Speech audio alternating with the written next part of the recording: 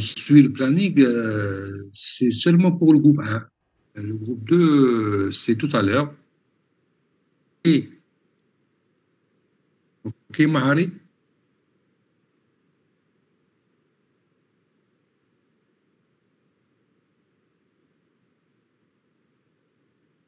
Juste une question. Est-ce que vous avez commencé tous les TP? Oui ou non? Non, monsieur, كاين l'enseignant تاع microprocesseur nous a pas encore contacté مزال ما بدينا نقراو عندها Ok. و تاع antenne et traitement de signal مازال ما درنا les TP. Et administration des serveurs, Normalement, lui, moi, c'est le premier TP. c'est à 10 heures. Il nous a pas envoyé l'invitation. Ok. Il nous a pas Donc, ce qu'on va contacté. faire, comme à 11h30 avec InitWeb, vous aurez TP avec toute la section, c'est ça? Oui, normalement, c'est ça. Hein.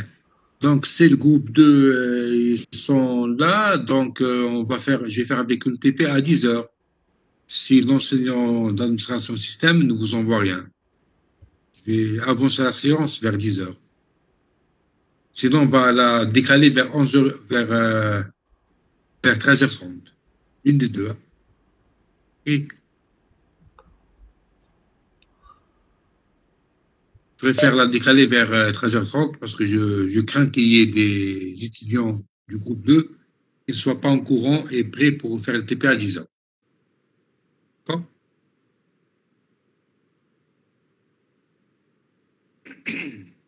On verra d'ici la fin de la séance, hein. Alors, donc, pour cette séance en ligne, donc, on doit utiliser, je vais utiliser un simulateur réseau. J'ai oublié de lancer l'enregistrement.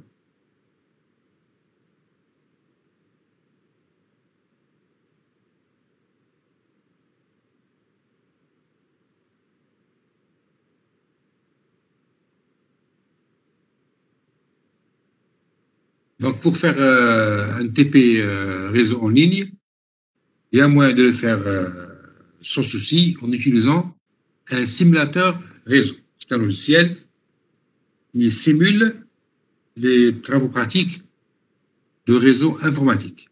Il offre tous les moyens pour faire toute manipulation comme si on était dans le cas réel. Vraiment comme si on était dans le cas réel. Tout ce qu'on peut faire sur le matériel, on peut le faire ici, sauf qu'on ne touche pas, bien sûr, physiquement au matériel. Mais c'est un bon moyen, c'est un bon outil pour s'entraîner, pour apprendre comment manipuler et configurer les équipements réseau. Le simulateur s'appelle Packet Tracer, vous l'avez ici le nom en haut, Cisco Packet Tracer, il appartient à l'entreprise Cisco, ce que vous voyez ici, Cisco Packet Tracer, et il est téléchargeable à travers l'Internet, vous pouvez le télécharger, il y a plusieurs versions. La version que j'utilise actuellement, c'est la version 7.2, il y a la version 7.3, il y a une ancienne version que vous avez en salle TP, n'offre pas le même environnement. Sinon, je peux vous partager un lien où je vais vous mettre la dernière version qui existe actuellement. Je vais vous la faire partager sur un lien pour la télécharger et pour l'installer sur vos PC. Et c'est très utile lorsque vous êtes donc chez vous de faire des essais, des tests. Vous pouvez reprendre les TP qu'on fait en présentiel au département. Vous pouvez les reprendre chez vous pour les refaire ou bien pour faire autre chose avec ce simulateur. Ok. Est-ce que vous avez entendu parler de ce simulateur? Bien, jamais. Oui, j'en ai Ceux qui entendu n'ont jamais parler. entendu, comment? Oui, j'en ai entendu parler. Vous n'avez jamais essayé. J'ai vu une vidéo sur quelqu'un qui l'utilisait. En gros, Et ça fait des simulations. voilà. Et les autres, est-ce que les autres, vous n'avez jamais entendu parler de ce simulateur? Ok, il est fait à la version 7.3. Ok. Alors donc, je vais vous demander juste de suivre aujourd'hui. Vous allez suivre. Je vais vous montrer comment donc l'utiliser et parler aussi d'autres choses pour la suite du TP présentiel. Et soit vous téléchargez sur le net tout seul, ou bien si vous avez des difficultés, je peux vous envoyer un lien sur le Drive où vous aurez la dernière version qui existe actuellement. Donc, c'est un simulateur qui présente donc un espace de travail, celui-là, un espace de travail dans lequel vous allez donc réaliser les différentes architectures d'un réseau. Je vais le mettre ici. Les équipements réseau, vous les avez en bas à gauche, ici.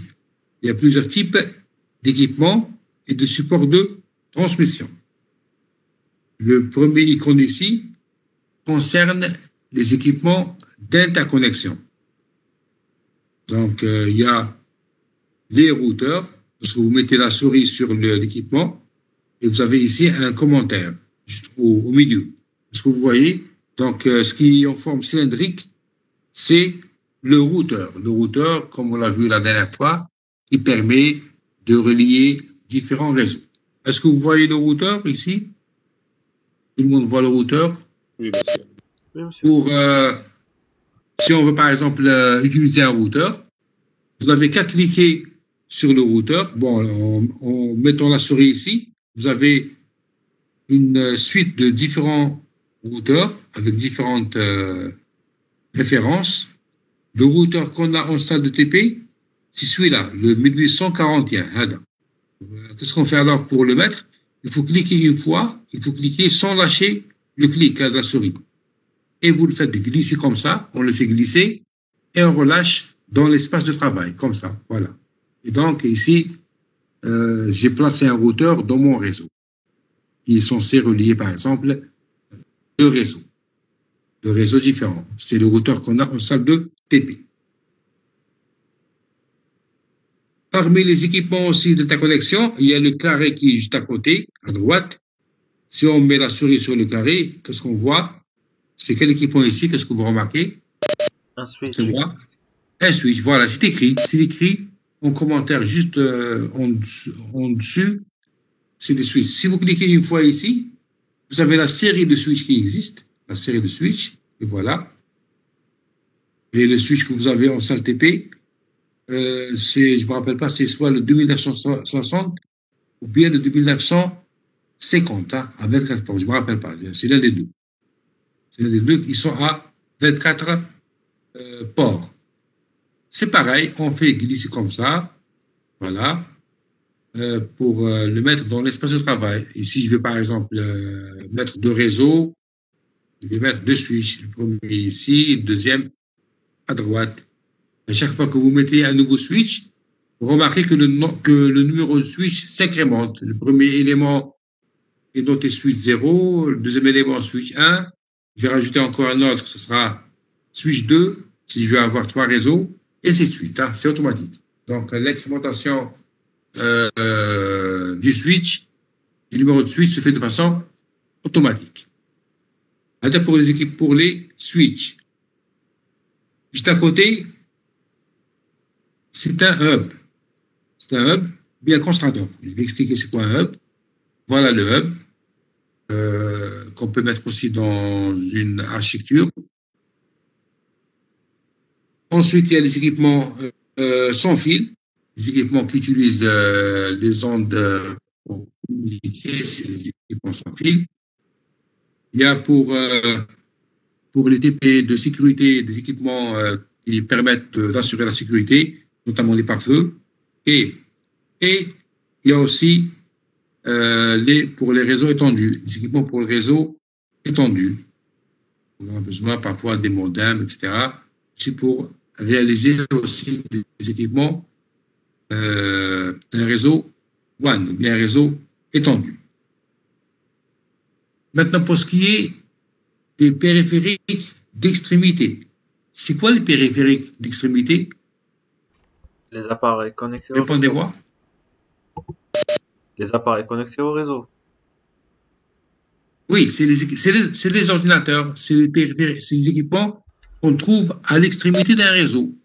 Et l'équipement qu'on trouve à l'extrémité d'un réseau, c'est celui qui envoie la donnée et qui la reçoit. C'est l'ordinateur, l'imprimante, tous les équipements qui peuvent communiquer, qu'on retrouve à l'extrémité d'un réseau. Les équipements d'interconnexion, ce sont les équipements qui se trouvent au milieu dans un réseau, tels que le routeur, le switch, d'accord? Donc, les équipements d'extrémité sont ceux-là. C'est écrit, ce qui est écrit donc pour les équipements d'extrémité, end devices. Donc, c'est les équipements qui se trouvent à la fin d'un réseau, à la périphérie d'un réseau. En cliquant ici dessus, vous avez une série d'équipements d'extrémité dans un réseau. On commence par le PC, un PC. Il y a, bon, les commentaires des équipements ici se trouvent juste en bas ici. C'est ici que vous avez le nom des commentaires. Les commentaires des équipements qu'on peut utiliser, les différents équipements. Ici, c'est la classe des équipements. Ici, c'est chacun des types des équipements. Donc ici, vous avez le PC, l'ordinateur portable, le PC portable, le laptop. On peut avoir des serveurs, on peut avoir des serveurs, des imprimantes réseau, une imprimante qu'on branche dans un réseau, des téléphones IP, pas mal d'équipements pour la communication, téléphone analogique, un téléviseur, une tablette aussi, pour avoir une tablette, des équipements intelligents, téléphone intelligent, et pas mal d'autres équipements qu'on peut avoir aussi ici. Et bon, les derniers équipements, on ne va pas l'utiliser pour le TP de TCP/IP. Ce qu'on va utiliser pour uniquement en général, ce n'est que des PC. Et donc, pour mettre un PC, on le met comme ça. Donc, j'ai 2 PC dans le premier réseau, par exemple. Et j'ai 2 PC aussi pour le deuxième réseau, tel que ce que vous avez en salle de TP réseau, par exemple. Voilà. C'est pour ce qui est des équipements d'extrémité. Si quelqu'un ramène avec lui un portable, ce que font certains étudiants, on peut aussi mettre un portable ici. Voilà. Portable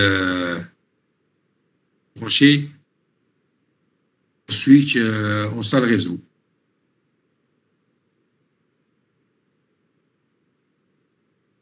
Et voilà. Maintenant, il y a bon, on peut aussi mettre des composants dans cette version récente. Dans l'ancienne version, il n'y a pas des composants. On peut rajouter aussi certaines cartes réseau, certains composants, on va pas l'utiliser. Et ce qu'on va utiliser dans ce TP de TCP/IP, c'est les supports de transmission. Donc, c'est écrit connexion, le connection. Donc, ici, vous avez les supports qui permettent de connecter ces équipements entre eux. En cliquant dessus, vous allez voir qu'il y a différents types de supports de transmission. Le premier dessin ici représente une connexion automatique. Donc, ce sera le simulateur qui va choisir pour vous le câble qu'il faut et sans le montrer dans le dessin. Là, on ne va jamais l'utiliser. Si on veut apprendre donc à brancher les équipements dans un réseau, il faut bien choisir le bon support de transmission. On l'utilise jamais dans les TP réseaux. On l'utilise lorsqu'on veut aller plus vite pour faire un test. C'est pas le but des TP de TCP/IP. Je vais sauter l'équipement, je vais en parler après. L'équipement qui est représenté par un trait noir en forme continue, c'est la paire torsadée que vous avez en salle de TP. Bon, pour utiliser la paire torsadée, il faut cliquer une fois, il faut lâcher le clic, il faut lâcher le clic de la souris. Ce n'est pas comme pour le câble, pour les équipements, où il faut maintenir le clic pour le faire glisser dans l'espace de travail. On lâche le clic, ensuite on vient sur le PC, on clique une fois sur le PC, on clique une fois, voilà, j'ai lâché le clic, il faut lâcher le clic, et choisir le port.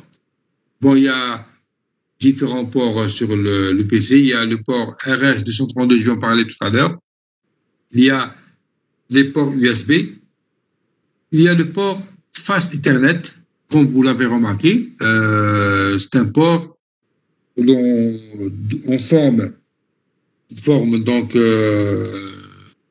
de rectangle avec la languette qui apparaît en bas. Et vous l'avez reconnu, c'est quel type de port dont j'ai parlé la dernière séance. Alors dites-le moi. C'est quel type de port ici? On connecte le matériel. Et comment on l'appelle? RJ45. Hein? Voilà, c'est le port RJ45. C'est le port RJ45. Donc, c'est le port RJ45 sur lequel on va brancher le connecteur RJ45 du câble. Donc, on clique ici pour choisir ce bon port et on va vers le switch. On clique une fois sur le switch et on choisit l'un des ports RJ45 qui s'appelle Fast Ethernet. C'est n'importe lequel. De façon organisée, on choisit le premier. Mais ça n'a pas d'importance. Ça, choisissez le premier ou bien l'un quelconque. Ça n'a aucune importance sur le fonctionnement du réseau. Mais juste pour bien s'organiser, même dans le cas réel, lorsque vous branchez les câbles sur un switch, il faut les brancher dans un ordre bien précis. C'est une façon d'être juste organisé dans les branchements. Voilà. Dès que vous branchez, remarquez que le voyant, il est orange. Et lorsqu'il va devenir vert, ça veut dire que c'est bon. Donc, c'est correct. Le branchement, il est correct. Maintenant, je vais essayer de brancher une paire torsadée. Une autre paire torsadée pour brancher le PC2. Par exemple, je vais mettre le premier port. Je vais mettre ici. Qu'est-ce qu'il vous dit? Comme vous le voyez, il vous affiche un bouton rouge. C'est que ça ne marche pas. Le câble, la paire torsadée, on ne peut pas la brancher sur le port RS232. Donc, je vais annuler. On peut annuler avec cette icône qui est en haut. Je vais mettre annuler ce que je viens de faire comme dernière action. Et voilà donc pour la paire torsadée, je peux ici encore le port USB. Il vous dit impossible de connecter le port RJ45 sur le port USB. Ça ne marche pas. On ne peut même pas le faire entrer. C'est pas la même. Il n'y a même pas d'espace. Ça, vous le savez. Vous connaissez le port USB. Vous connaissez le port RJ45. Ça ne rentre pas dans le port USB. Par contre, pour le port RS232, même ici, ça n'entre pas. Sauf que vous dit que c'est... Voilà. Donc, on est obligé d'utiliser le port Fast Ethernet ou bien le port RJ45. Voilà. Pareil pour l'autre réseau, on fait la même chose. Donc, je vais faire rapidement maintenant. Voilà. À chaque fois, il faut cliquer sur le câble. Là. À chaque fois que vous utilisez un câble, il faut cliquer une fois sur le câble, la paire torsadée. Il faut cliquer toujours ici en bas. Maintenant, je vais relier le switch au routeur. Le routeur, vous avez 4 ports. Comme c'est exactement la même chose du routeur qu'on a vu, que vous avez en TP. Il y a 4 ports, si vous vous rappelez.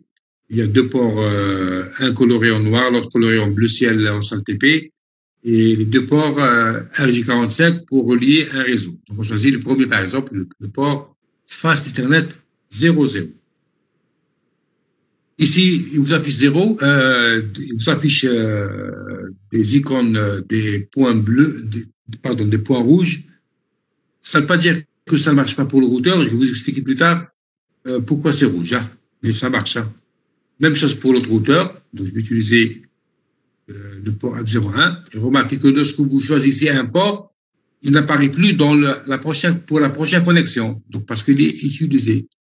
Voilà. Même pour le switch. Si vous cliquez sur le switch, il n'y a plus de port F01, F02, parce qu'ils ont été déjà utilisés pour brancher les PC. On clique sur le port F03, par exemple. Je peux aussi connecter les portables. C'est pareil. Là. Si vous ramenez les portables en salle TP, vous pouvez les brancher sur le switch. Voilà, par exemple. Et voilà. Voilà pour ce qui est des branchements. Est-ce que vous avez des questions concernant les branchements ou bien le montage d'un réseau Non, dans cet espace de travail? Y a-t-il des questions? non, monsieur.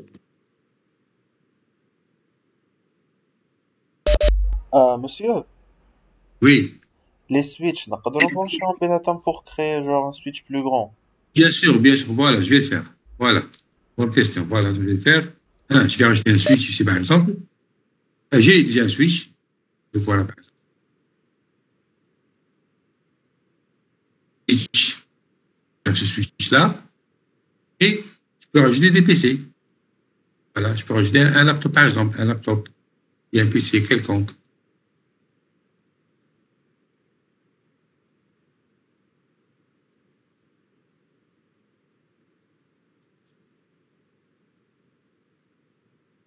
C'est dans le cas où, par exemple, un switch ne suffit pas pour brancher tous les équipements. Pour brancher tous les équipements. Alors, on peut brancher autant qu'on veut de switch. D'accord? D'autres questions avant d'avancer? Concernant donc le montage des équipements réseau. Et on peut voir, on peut faire plusieurs architectures. Hein. Tout dépend des TP.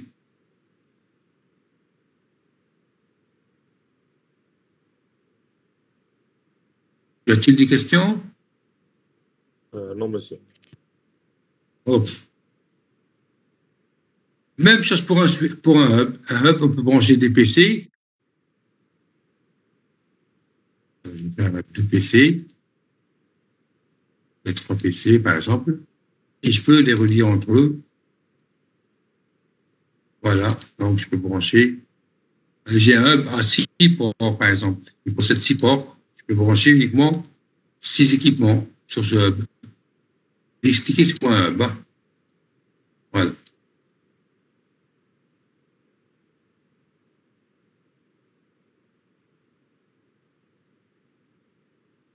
Oui, il y a une question. Est-ce que le dernier laptop formé sur le réseau avec les autres PC? Oui. Parce que, je dis, comme on l'a vu la dernière fois, tous les équipements branchés aux différents switches reliés entre eux, c'est un même réseau. C'est un même réseau. Oui, c'est toujours le même réseau. Hein. Sur quel switch vous branchez votre équipement, ça n'a aucune importance hein, en termes d'appartenance au réseau. Voilà. Donc voilà pour ce qui est des branchements. S'il n'y a pas d'autres questions. Donc ici, vous avez 3 réseaux. On a 3 réseaux en tout. Le réseau formé à l'aide d'un hub, il relie 3 PC, qui est isolé, qui n'est pas relié avec d'autres réseaux. Ils communiquent uniquement entre eux, les 3 PC. Les PC 5, 6, 7. Ils communiquent entre eux, mais ils ne peuvent pas communiquer avec les autres parce qu'il n'y a pas de branchement. Et vous avez 2 autres réseaux. Un qui est à gauche, représenté par le switch 0 et 2, et l'autre qui est à droite, représenté par le switch 1. Ces 2 réseaux peuvent communiquer entre eux grâce au routeur qui les relie, qui les interconnecte. Voilà. Donc, autour, on a fait ici 3 réseaux. On peut faire pas mal d'architectures qu'on veut selon les besoins.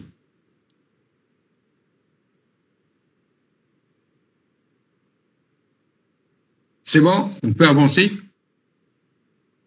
Oui, monsieur. Ok. Maintenant, premier point, dont je vais parler, ce que j'allais en parler en TP présentiel, on peut le faire ici aussi, c'est quoi la différence entre un hub et un switch? Le hub s'appelle aussi concentrateur. Je vais écrire aussi un hub et concentrateur.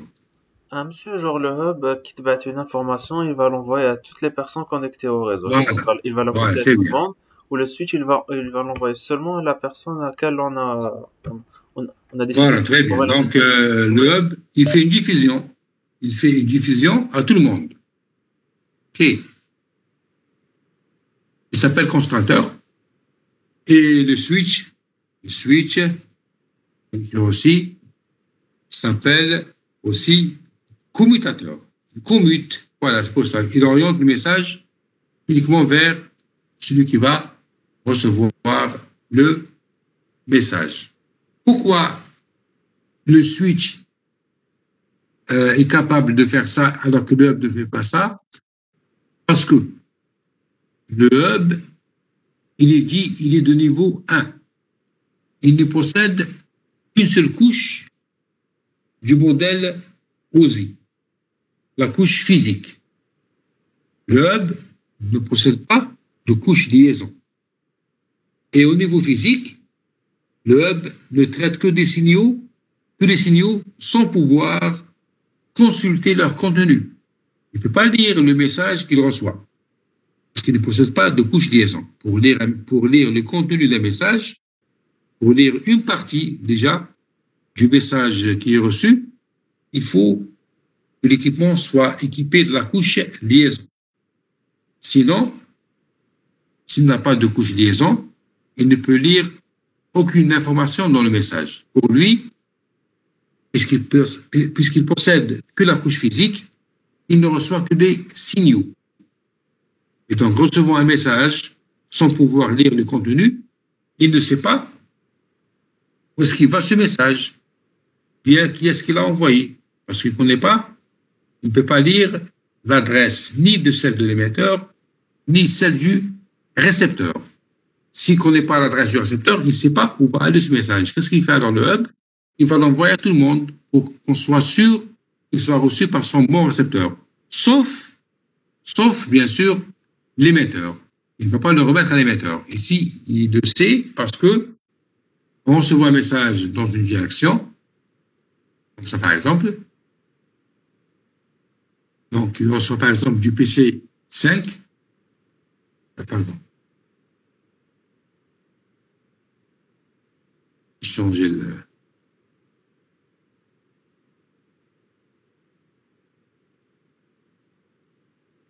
Donc, s'il reçoit dans cette direction,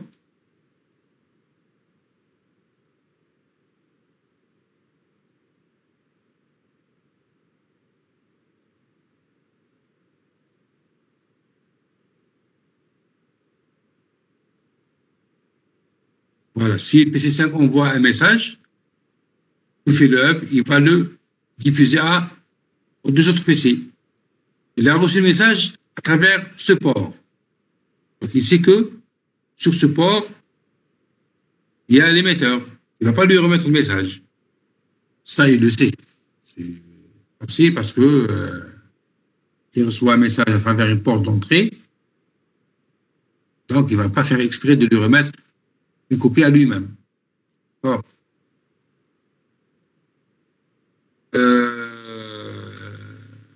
Alors, le switch, par contre, le switch, lorsqu'il reçoit un message, par exemple, du laptop qui est là, le switch possède deux couches, la couche physique et la couche liaison. Et grâce à la couche liaison, le switch, il peut lire l'adresse du récepteur. L'adresse du récepteur qui sera le destinataire du message qu'il a reçu. Il lit l'adresse du récepteur. Par exemple, il trouve que dans le message, l'adresse du récepteur contenue dans le message est celle du PC4. Qu'est-ce qu'il fait alors? Il va envoyer le message directement au PC4. Parce que, on va le voir aussi par la suite, le switch 1, il sait que PC4 est branché au port F02. Il est branché au port F02, donc il envoie le message à travers le port F02 pour que le message arrive au PC4. Voilà donc la différence, la première différence entre un switch et un hub. Donc le hub n'étant constitué que par la couche physique et n'ayant pas donc de moyen de consulter l'adresse du récepteur, à chaque fois qu'il reçoit un message, il l'envoie à tout le monde.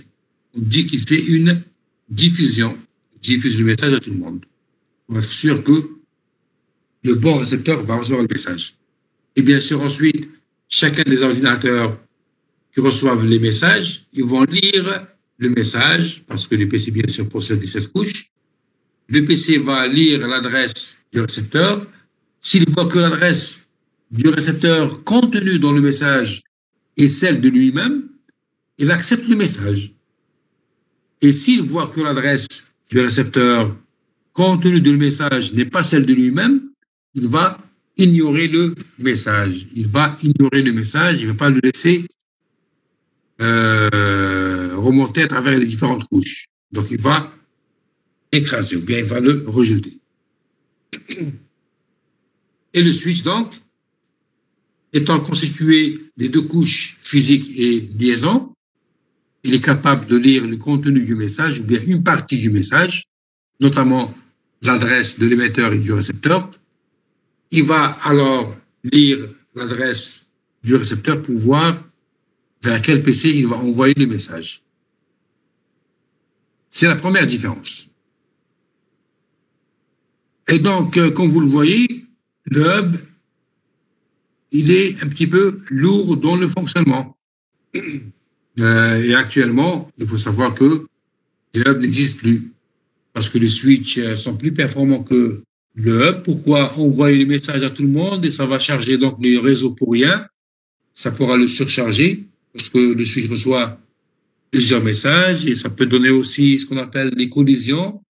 Les messages reçus en même temps peuvent entrer en collision entre eux.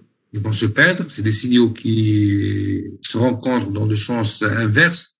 Ils vont donc se perdre. On parle de collision. Et il faudra alors envoyer le message, et ainsi de suite. Donc, c'est pas intéressant d'utiliser un hub. Le switch, il est plus performant et plus rapide, ce qui fait que actuellement, il n'y a plus de hub, parce que le premier équipement qui est apparu dans le marché, c'était le hub. Après l'amélioration, donc, après l'avancée technologique, ils se sont rendus compte qu'il y a moyen de construire un équipement en lui rajoutant la couche liaison qui va lui permettre de lire l'adresse du récepteur et ainsi envoyer le message uniquement au récepteur sans le diffuser dans tout le réseau. Et c'est le switch. En plus de ça, autre point sur le switch, si le switch, par exemple, reçoit deux messages, par exemple comme ça, un message venant du laptop et un message venant du PC3. Il les reçoit en même temps. Il doit envoyer, les deux veulent envoyer un message vers le PC4. S'il les reçoit en même temps, que fait le switch 1? Bien sûr, il peut les recevoir en même temps, il est capable de le faire, mais il ne pourra pas les envoyer en même temps vers le PC4, parce qu'il y a un seul fil qui va aller vers le PC4. Qu'est-ce qu'il fait alors le switch 1? Il va envoyer l'un des deux messages et l'autre, il va le stocker dans une mémoire. Dans la mémoire du switch, il va le stocker. Dès qu'il termine d'envoyer le premier message, il va aller vers la mémoire pour envoyer le deuxième message. Qu'est-ce qu'il va envoyer en premier? C'est celui qu'il a reçu juste en premier, par exemple. Si le premier bit du premier message est reçu en premier, c'est lui qui va envoyer en premier. Sinon, il peut y avoir des priorités. Si les messages sont étiquetés par des priorités, il va envoyer le message le plus prioritaire. Il y a pas mal de règles pour choisir lequel des messages à envoyer vers le vers le récepteur. Mais en général, il envoie le premier message qui est arrivé en premier, pour lesquels les premiers bits sont arrivés en premier. D'accord? Et donc, le switch possède une mémoire. Il va lui permettre donc de choisir, de pouvoir stocker un message lorsqu'il n'est pas possible de l'envoyer. Maintenant, si, bien sûr, lorsque vous avez, par exemple, ici, vous avez un serveur, on suppose que vous avez un serveur ici, et tout le monde veut se connecter vers le serveur, il se peut qu'à un moment donné, si le switch reçoit beaucoup de messages en même temps, énormément de messages en même temps, vers un même serveur, une imprimante réseau, par exemple, où tout le monde veut imprimer en même temps, par exemple, qu'est-ce qui se passe alors? Le switch il va stocker les messages dans sa mémoire, et à un moment donné, la mémoire devient pleine. Elle devient pleine. Alors, si la mémoire est remplie, elle est pleine, à ce moment-là, les messages supplémentaires qu'il reçoit vont être perdus. Donc ici, il y aura des collisions. Il va y avoir des collisions où les messages sont perdus parce qu'il n'a pas pu la vider pour envoyer les messages qu'elle contient vers le récepteur. C'était le cas des premiers switches. Actuellement, tous les switches sont très rapides. En plus, ils possèdent une taille mémoire très, très importante. Ce qui fait qu'elle n'est presque plus pleine. Elle ne se remplit presque jamais. Avant qu'elle ne se remplisse, le switch est rapide, il va enlever les messages de sa mémoire pour les envoyer parce qu'il a terminé d'envoyer les messages en cours. Et donc, elle n'est presque plus pleine. Donc, actuellement, on peut dire que les switches qui sont sur le marché actuellement n'offrent plus de ce problème de collision. Parce qu'il est d'une part très rapide et d'autre part, il possède une mémoire très importante en taille. Okay. Il y avait une question, bien une remarque. Il n'y a pas de partage de bande passante pour Mahari et le partage de bande passante. Oui, c'est le fait de diffuser. On dit ça, mais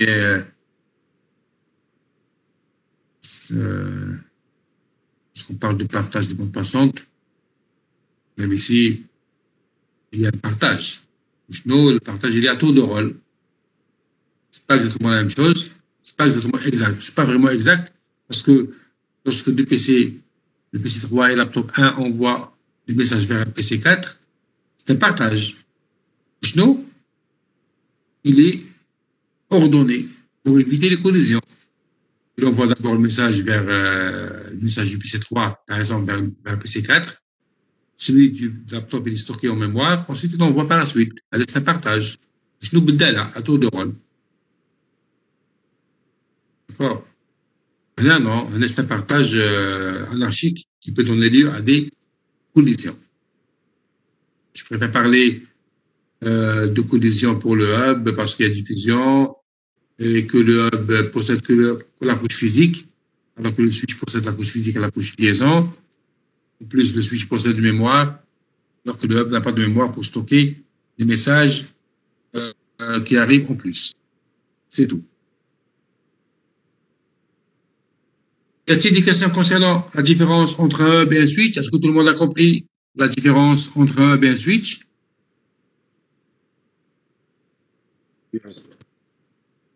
Et si vous voyez donc un switch et un hub, je vais vous le montrer donc en SATP, on a un hub. Ils se ressemblent là. Le switch et le hub se ressemblent. Pour savoir est-ce que c'est un switch ou bien un hub, il faut lire sur l'équipement. Vous pouvez lire hub, donc c'est un hub. Ou bien vous pouvez lire commutateur.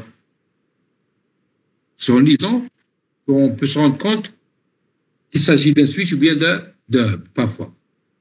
Il y a autre façon de savoir, je vais en parler maintenant, c'est à propos du switch. Sinon, il faut bien lire les caractéristiques de l'équipement pour savoir est-ce qu'il s'agit d'un hub ou bien d'un switch. En termes physiques, au niveau matériel, ils se ressemblent là. C'est des équipements qui possèdent une suite de ports RJ45 pour brancher les câbles réseau des différents équipements tels que les PC. C'est pour ce qui est du hub. Donc, on va oublier le hub, c'est bon.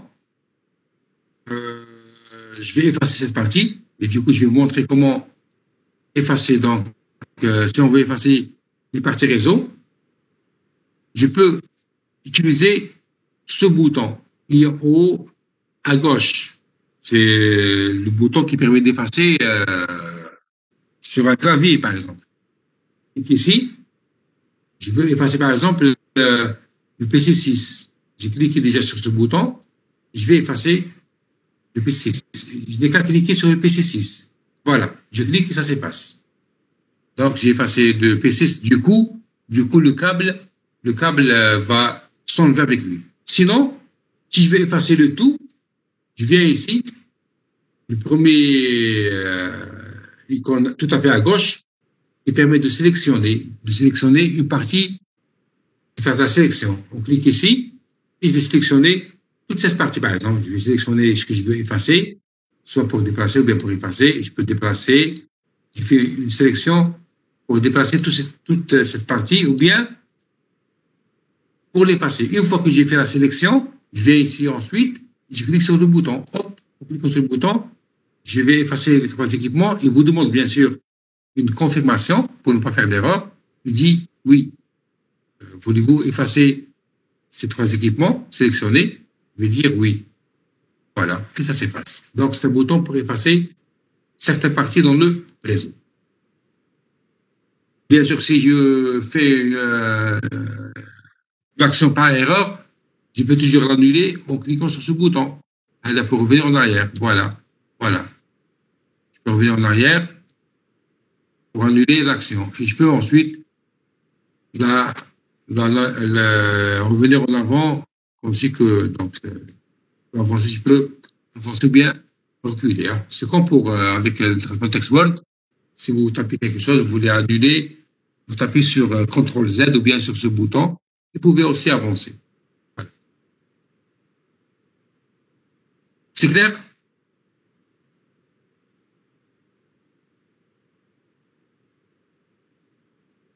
Pas de questions pour le moment? Jusqu'à présent? Oui. Il y a une question? Non, non, question. Ok. Maintenant, on va revenir au switch. On va revenir au switch. Il faut savoir qu'il y a deux types de switch, il y a deux types de commutateurs. Il y a les switches classiques, les switches sur lesquels brancher l'équipement, et il marche. Vous l'allumez et il marche, sans problème. Il fonctionne comme on vient de le voir. Il attend qu'il reçoit des messages. Il va les envoyer vers le récepteur en lisant l'adresse du récepteur contenue dans le message. Avec ce switch-là, on peut rien faire dessus. Vous ne faites que brancher les équipements et ça marche. Il y a un deuxième type de switch qui s'appelle, je vais l'écrire ici, ce sont des switches dits administrables.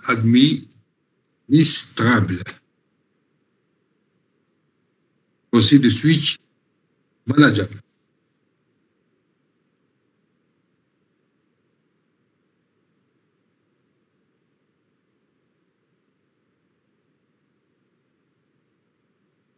Les switches administrables, les manageables, bon, pour manageable, ça s'écrit, je pense, ce sont eux.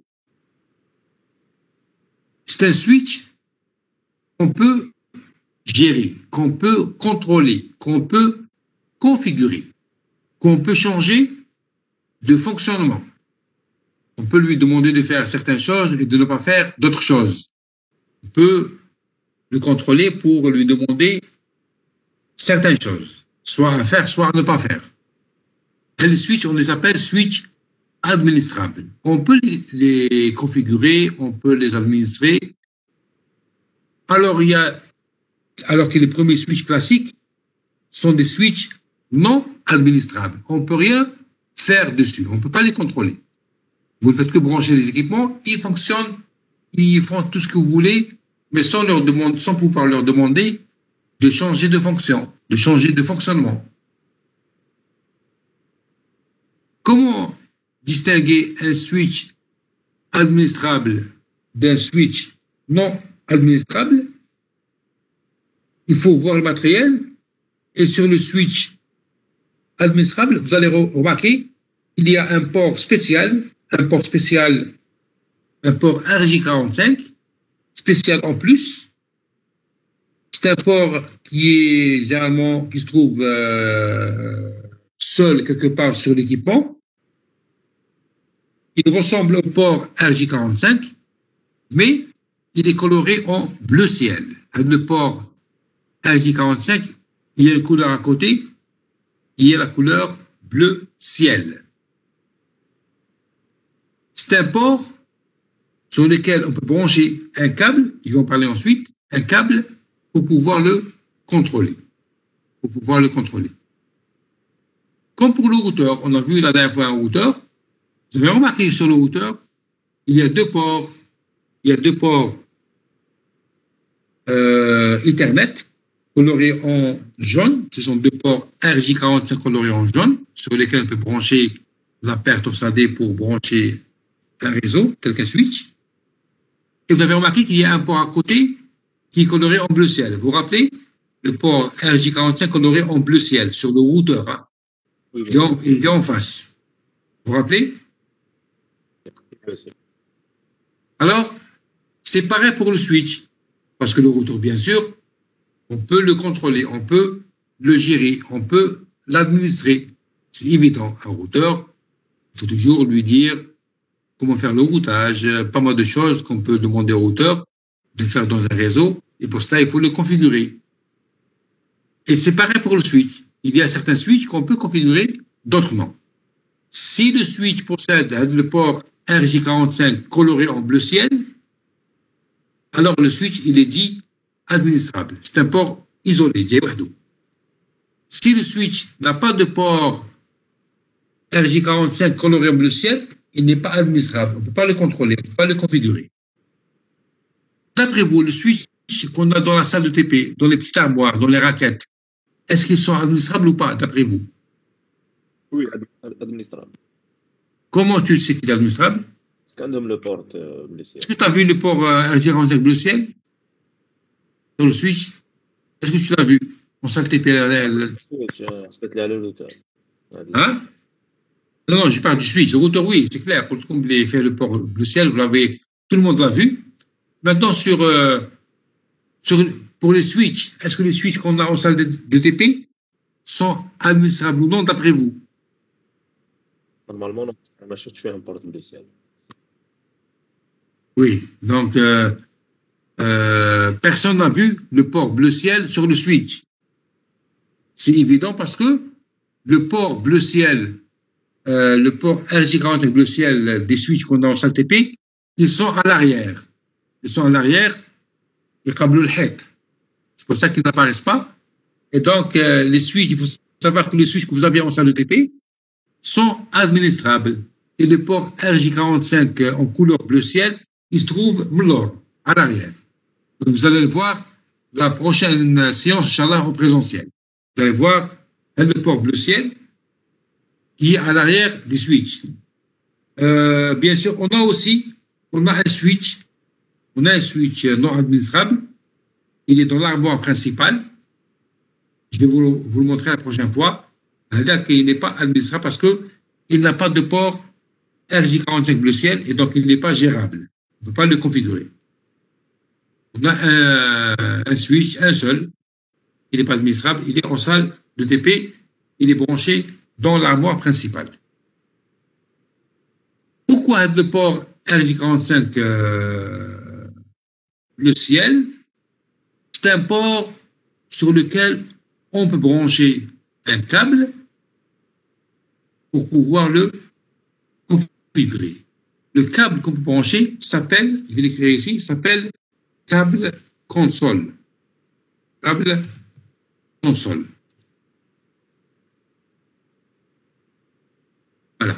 un câble console. Si on veut configurer un switch ou bien un routeur, comme celui-là, je veux configurer un switch ou bien un routeur comme celui-là. Est-ce que le switch ou le routeur possède un clavier écran pour pouvoir taper des commandes? Le PC c'est clair. Le PC, comme vous le savez, un clavier, un écran. Je peux configurer un PC. On peut configurer un PC en tapant sur le clavier les commandes qu'on veut. Et ce qu'on tape comme commande à travers le clavier du PC, on voit les résultats de ces commandes-là sur l'écran. C'est ce qu'on fait en regardant sur l'écran ce qu'on est en train de configurer. Par contre, avec un switch ou bien un routeur, il n'y a pas de clavier d'écran, il n'y a rien. Comment est-ce qu'on fait pour configurer le switch administrable ou bien le routeur? C'est en branchant un PC, on branche un PC vers le switch ou bien le routeur. Avec quoi on branche le PC vers le switch ou le routeur? Avec un câble console. Voilà le câble console, c'est celui-là. C'est écrit console. Vous voyez? Le câble bleu ciel. Déjà, il est en bleu ciel. Vous avez remarqué, en salle de TP la dernière fois, il y a un câble particulier qui était en bleu ciel, il était plat. Plat et coloré en bleu ciel. Tout le monde se rappelle de ce câble-là? Vous l'avez tous vu. Oui, monsieur. Câble plat, bleu ciel, il sert à connecter un PC vers un switch administrable ou bien vers un routeur pour pouvoir le configurer. Alors, le câble bleu ciel, il possède deux types de connecteurs. Deux types de connecteurs. Sur le PC, il possède un connecteur RS232. Si vous l'avez remarqué la dernière fois, je ne sais pas si vous l'avez bien vu, sur une extrémité, il y a un connecteur large, un petit peu large, il s'appelle le connecteur RS232. Et le connecteur, on le branche sur le port RS232 du PC. C'est un port qui ressemble au port sur lequel on branche l'écran du PC sur l'unité centrale. Voilà. L'écran du PC, il lui ressemble là. L'un, il est femelle, l'autre, il est mâle. Je ne me rappelle pas. L'un, il est mâle, l'autre, il est femelle. Et sur le switch, en cliquant sur le switch, on branche le câble sur le port console. Le port console, il est en haut. À l'instant, je vais juste parce que j'ai...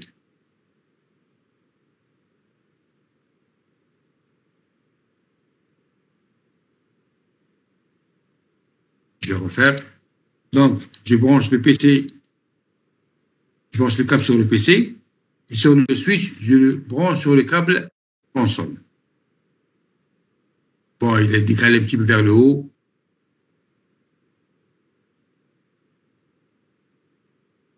Voilà.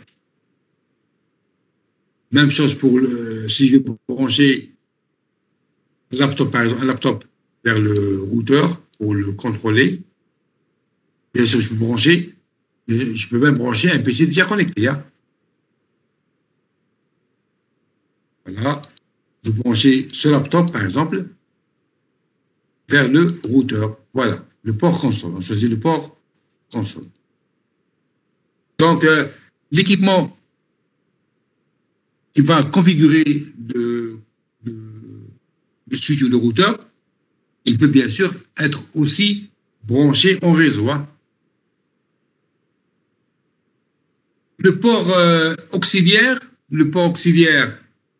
d'un routeur, il sert aussi à configurer un routeur ou bien un switch, mais à distance. À distance, en utilisant un modem, via les réseaux téléphoniques.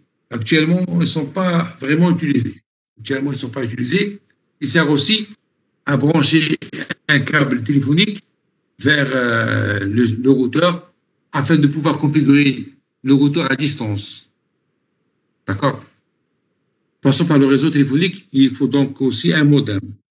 Ça, c'était à l'ancienne. Voilà. Donc, la connexion, c'est pour configurer le switch ou bien le routeur. On l'a fait en général lorsqu'on achète le routeur ou le switch la première fois. C'est pour lui donner un minimum de configuration et le mettre en réseau. Dans la suite, bien sûr, on va voir ça plus tard, on peut terminer la configuration de l'équipement via le réseau, directement comme ça. Donc, on peut le configurer via les câbles réseau par la suite. Mais au départ, lorsque vous achetez un switch, il faut toujours commencer par le configurer en utilisant un câble console, ou bien même un routeur, la première fois. Et on peut configurer tout ce qu'on veut sur un switch, bien sûr, un routeur. C'est bon? Vous avez compris à quoi sert le câble console avant de voir comment l'utiliser? Comment configurer un switch bien un routeur?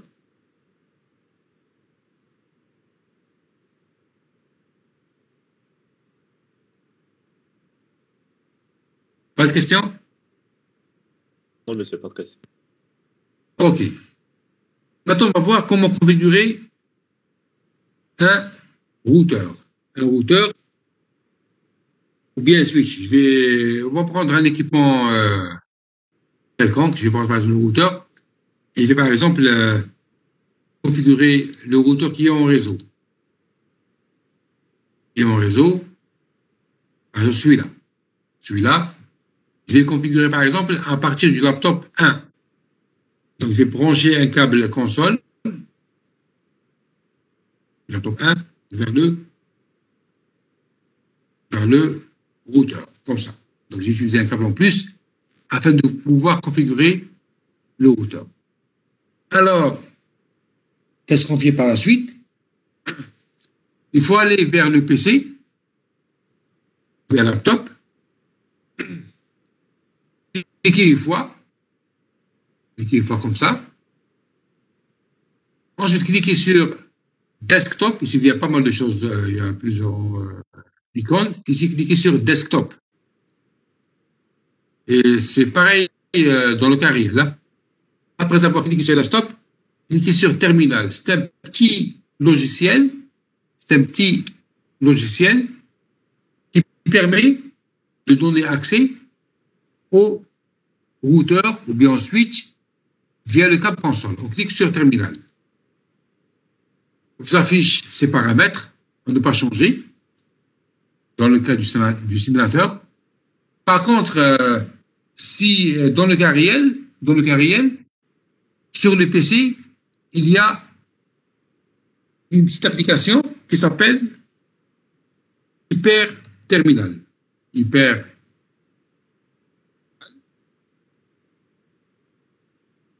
Elle se trouve dans la partie accessoires. Cliquez sur Démarrer, accessoires. Vous avez une application, un petit logiciel qui s'appelle Hyperterminal. En cliquant dessus, à un moment donné, il vous affiche ici 2400. Sur les PC que vous avez en salle TP, il vous affiche 2400. Vous devrez changer le débit de communication entre le PC et le routeur bien switch à 9600 parce que sur le câble console, le débit qui est utilisé pour la communication entre les deux équipements, il faut qu'il soit à 9600 bits par seconde. Si vous utilisez un débit plus grand ou plus petit, ça ne marche pas. Ça ne marche pas avec le câble console. Donc, il faut toujours choisir le débit de 9600 bits par seconde. Avec le simulateur Packet Tracer, il le sait, donc il choisit le débit qu'il est et mettez OK. Mettez OK.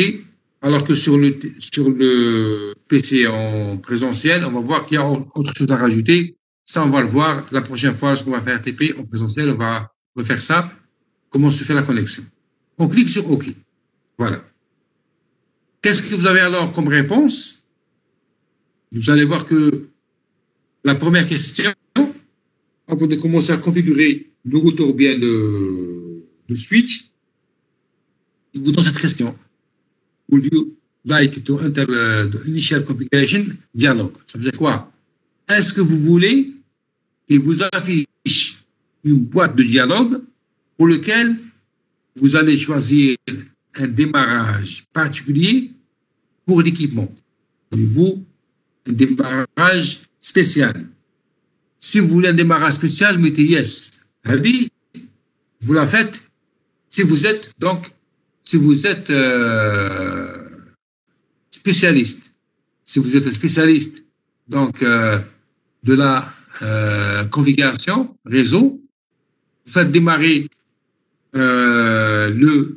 l'équipement de façon spéciale.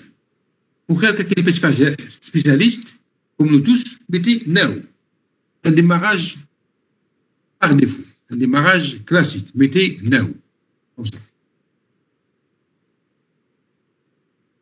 Ensuite, il vous invite à taper encore une fois Entrée, Return, pour démarrer la configuration de l'équipement.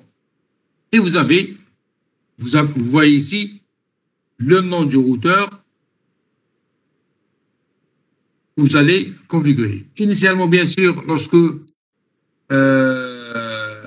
avez acheté première fois un routeur ou bien un switch, vous avez le nom classique qui est router. Router, donc, c'est le nom classique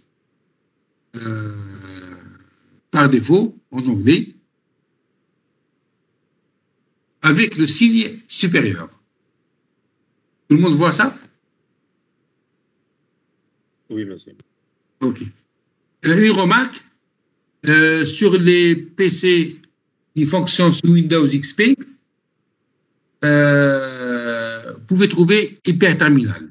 Il est installé avec le système d'exploitation XP. Avec les versions récentes de Windows, 7, 8, 10, il n'y a pas Hyperterminal. Soit il faut l'installer, il faut le télécharger et l'installer, soit vous pouvez utiliser une application qui s'appelle Petit. Petit. Aussi Petit.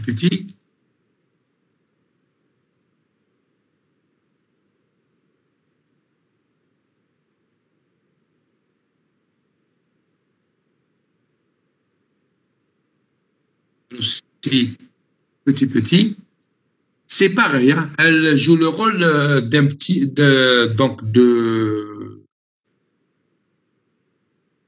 d'un rôle pour permettre l'accès vers le routeur ou bien switch.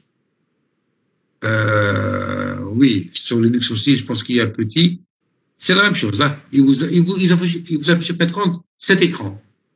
La même chose, vous affiche l'écran juste pour le démarrage. On va voir en TP, en présentiel, comment lancer Petit, sur quoi il faut cocher pour atterrir à cette question-là. Il vous pose la question, voulez-vous donc un démarrage particulier à travers donc une boîte de dialogue où il va vous poser des questions et vous choisissez les paramètres d'un démarrage spécial. Si vous mettez yes, sinon il faut toujours mettre no pour un démarrage par défaut et vous avez directement le nom du routeur.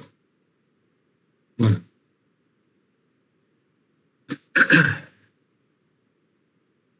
Alors, pas de questions avant d'avancer? Oui, monsieur, pas de question. OK.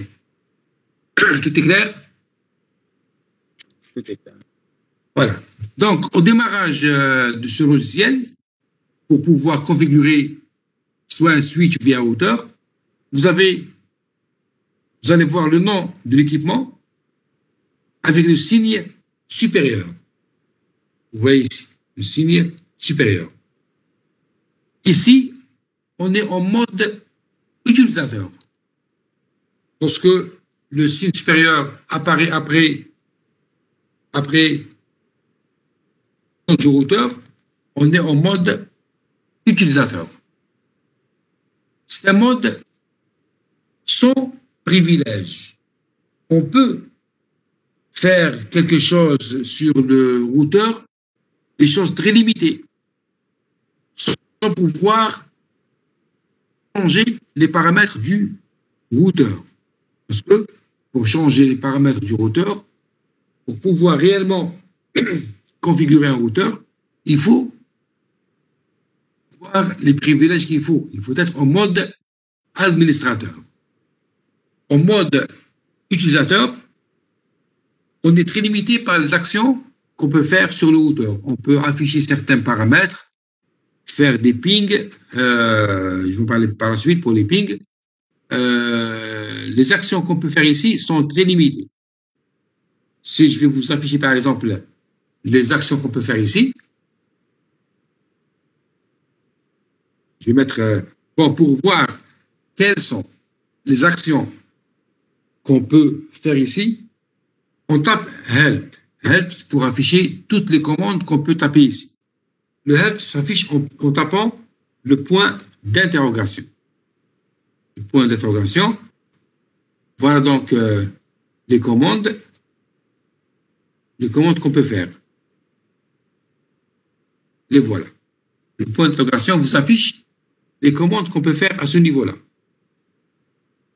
Voilà, il y a quelques commandes qu'on peut faire. Bon, avec sur un routeur réel, il y a plus de commandes. Hein. Ici, sur le simulateur, vous avez que ces commandes-là. Voilà. Remarquez, notez les commandes qu'on peut faire ici. Et voilà, il y a une douzaine, ou bien je pense une douzaine de commandes avec le simulateur. Maintenant, si on veut tout faire sur le routeur, on veut tout configurer, il faut passer en mode administrateur. L'une des commandes qu'on peut exécuter ici, c'est, voilà, comme vous le voyez ici, c'est enable pour passer vers le mode privilégié, pour passer vers le mode administrateur. On tape ici enable. Voilà la commande enable pour passer vers le mode administrateur, le deuxième mode, le mode administrateur. Remarquez que a changé ici. Est-ce que vous remarquez ce qui a changé? Il y a-t-il eu un changement pour passer vers le mode administrateur? Est-ce qu'il y a eu un changement? Vous l'avez remarqué? Voilà, le dièse. Il y a le dièse qui apparaît après le nom du routeur. Au lieu du signe supérieur, il y a le caractère dièse. Si vous avez le caractère dièse, c'est que on est en mode administrateur. Ici, on peut tout faire. On peut tout faire dans ce mode. Et je vais vous afficher les actions, les commandes qu'on peut faire avec le point d'interrogation, le help. Remarquez déjà, il y a plusieurs donc, commandes qu'on peut faire ici.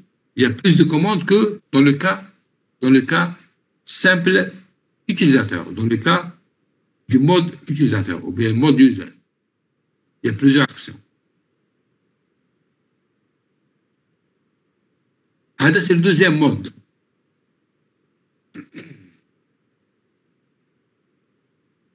Dans ce mode privilégié, ou bien le mode administrateur, comme vous voyez, il y a pas mal de commandes.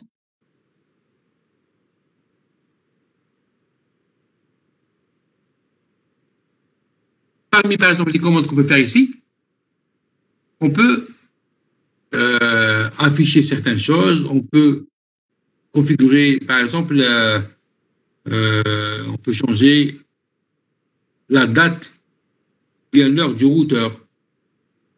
Si on veut afficher, par exemple, la date du routeur, on met show clock. Il y a la commande show clock. Clock vous affiche la date du routeur. Ici, on est le 1er mars 1993. Il est donc presque.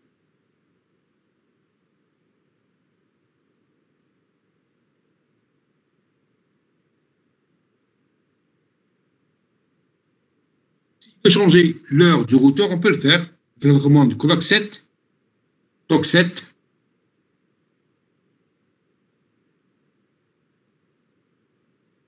bloc 7, et je vais changer l'heure. Bon, pour lorsqu'on oublie les paramètres, on tape toujours le point d'interrogation qui vous affiche le format des paramètres qu'il faut taper par la suite. Il faut taper l'heure. Il est actuellement 9h42. 9h42. Si on tape les secondes, 9h42, on va rajouter les secondes, par exemple. Ensuite, je vais taper la date. La date, c'est d'abord le mois, d'abord la journée, on est le 19 avril. 19 avril. Et donc, c'est avril. En anglais, il faut le taper, bien sûr. Et l'année. Et l'année, on est le 2021. Voilà. Voilà, j'ai changé l'heure à l'heure actuelle. Je vais retaper la commande show clock pour voir si ça a changé. Par exemple, show clock. Maintenant, l'heure a changé. Donc, l'heure et la date a changé. C'est l'heure d'aujourd'hui et la date d'aujourd'hui. Donc, j'ai mis la date d'aujourd'hui qui est le 19 avril. Avril, il faut taper bien sûr en anglais. Si vous tapez avril, ça ne marche pas. Il faut mettre april. Et j'ai mis l'heure il y a presque 10 heures, moins quart. Voilà ce qu'on peut faire donc à ce niveau-là. On peut par exemple changer la date ou bien l'heure du routeur. Des questions? Non, monsieur. Qu'est-ce qu'il veut dire? Il y a une question de semaine. Au début de show clock, c'était Astérix 054. Avec l'Astérix, il veut dire quoi? Je pense que c'est minuit. Hein? Je sais pas. Est-ce que c'est parce que c'était minuit? Ou bien on venait de démarrer le routeur. On démarrait, c'était minuit, donc 0 heure. Il fallait attendre jusqu'à arriver, par exemple, à 1 heure pour voir si ça a changé, ça va disparaître. Je ne sais pas. L'étoile, aucune idée. Est-ce que c'est spécialement parce qu'il était minuit? Bien, je ne sais pas. C'est pas important là, ok? Je pense que c'est lié à minuit, hein? Parce que là, par exemple, lorsque j'ai changé l'heure vers 9 heures, il n'y a plus d'étoiles. Hein? C'est tout. Maintenant, si on veut configurer autre chose, mis à part l'horloge, je vais configurer les paramètres du routeur. Il y a pas mal de paramètres qu'on peut configurer sur le routeur. Il faut passer à un troisième niveau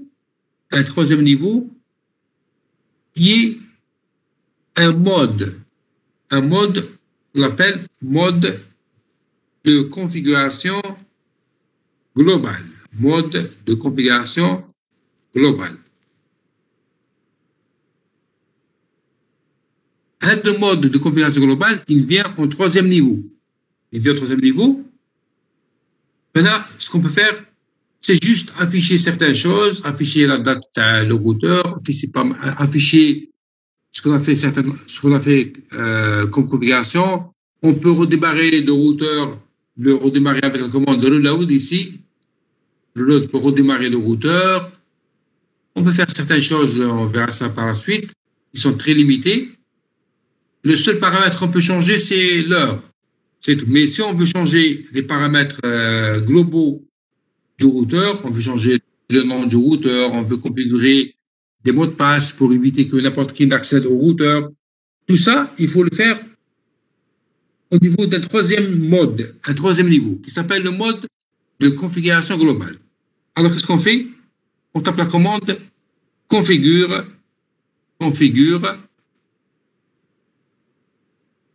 terminal. On a remarqué que l'invite de commande a changé. Maintenant, vous avez le nom du routeur et entre parenthèses, vous avez le mot config. Maintenant, on est en mode réellement de configuration du routeur. Maintenant, on peut configurer pas mal de paramètres du routeur dans ce troisième niveau. Donc, je vous résume. Le premier niveau, c'est le premier, lorsque vous démarrez le routeur, c'est le niveau où vous êtes en mode utilisateur. Vous êtes très limité en action. Le deuxième niveau, c'est le niveau administrateur. Mais les actions qu'on peut faire, on peut tout faire, bien sûr, mais c'est limité à ce niveau aussi. Hein. C'est-à-dire qu'on peut afficher ce qu'on veut, on peut configurer l'horloge. Mais si on veut réellement changer les paramètres d'un routeur, il faut aller vers le troisième niveau qui s'appelle, en tapant la commande configure terminal. Maintenant, on peut tout faire. Vous allez voir les commandes qu'on peut faire ici. Je vais taper le point d'interrogation. Vous allez voir, il y a pas mal de commandes. Hein. Il y a plus de commandes qu'on peut faire ici. Parmi les commandes qu'on peut faire ici, je peux changer par exemple le nom du routeur. Avec la commande qui s'appelle, la voilà ici. Donc, chaque commande, vous avez à côté un commentaire. Hein. La commande hostname. Hostname, set systems network name. Donc, je peux changer le nom de cet équipement. Je tape hostname. Aussi, une astuce pour faire plus vite. Et si vous oubliez les commandes, vous tapez quelques lettres de la commande. Ici, remarquez que hostname, c'est la seule commande qui commence par H. Est-ce qu'il y a une commande qui commence par H? Il n'y a pas, il n'y a que hostname. Tapez H uniquement et ça marche. Hein. Je vais taper d'abord la commande complète, hostname comme ça. Je vais la faire taper, voilà, hostname. Et je vais taper par exemple GTR. Je vais changer le nom du routeur en GTR. Je tape entrée. Qu'est-ce que vous remarquez? Remarquez que le nom du routeur a changé. Il s'appelle maintenant GTR. Comme bien sûr la commande hostname, elle est la seule qui commence par H. Si vous tapez H, maintenant, routeur GTR, ça marche parce que il n'y a pas d'ambiguïté. H veut dire hostname. Parce que c'est la seule commande qui commence par H. Bon. Si vous voulez encore changer, voilà, ce que vous allez faire à la fin, c'est la touche tabulation. Mettez H, si vous oubliez ce qu'il y a après, mettez tabulation. En tapant tabulation, il vous ramène la commande complète. Et vous tapez la commande que vous voulez. GTR, par exemple, routeur GTR. Voilà. Lorsqu'on oublie la commande complète, tapez quelques lettres et tabulation, il vous la ramène. Il vous la ramène d'abord, il vous l'affiche et tapez les paramètres qui suivent. Sinon, vous pouvez la taper en abrégé. Voilà. À ce troisième niveau, on peut taper pas mal de commandes. On va les faire tout au long de ce module, de ce type du module TCP/IP. Si je veux, par exemple, revenir en arrière, je mets exit. Exit, ça permet de revenir en arrière. Donc, on revient au mode administrateur, mode racine. Si je veux revenir en arrière encore, je peux taper soit exit. OK, pour revenir au mode utilisateur. Et ici, je peux taper enable. Enable. EN suffit, hein, parce que la commande enable commence par EN, il y a une seule, c'est EN. Je peux revenir en arrière avec la commande disable. Voilà. La commande disable, c'est pour revenir au mode utilisateur. Bien taper exit. Bien, c'est mieux de revenir en arrière avec la commande disable pour revenir au mode utilisateur et enable pour passer au mode administrateur. Voilà.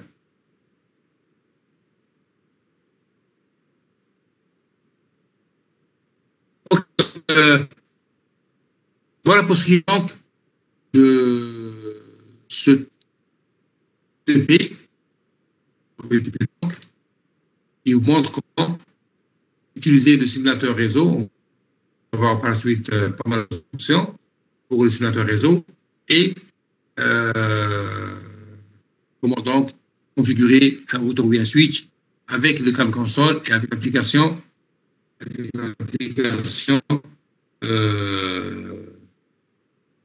hyperterminal ou bien petit. Bon, je vois que vous avez maintenant un TP administrateur système.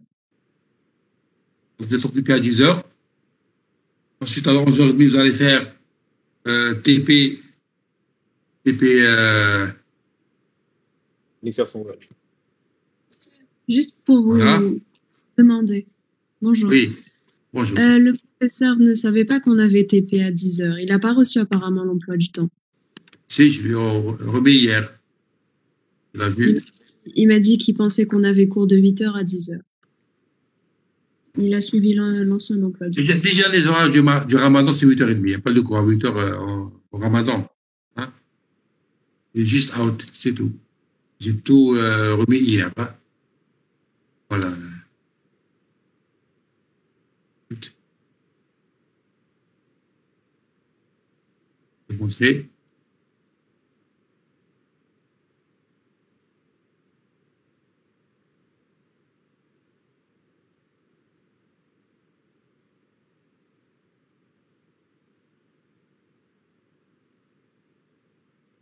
Juste pour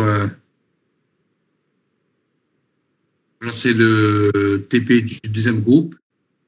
Bon, j'ai vu qu'il y a pas mal qui ont assisté au groupe 2, mais je vais faire quand même une deuxième séance pour le groupe 2. Et ceux qui n'ont pas bien compris, ils peuvent revenir pour revoir le TP.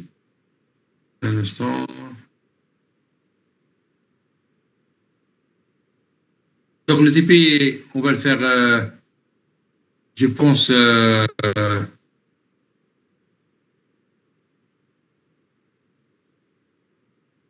pour le groupe 2, bien sûr, il faut leur faire parvenir le message.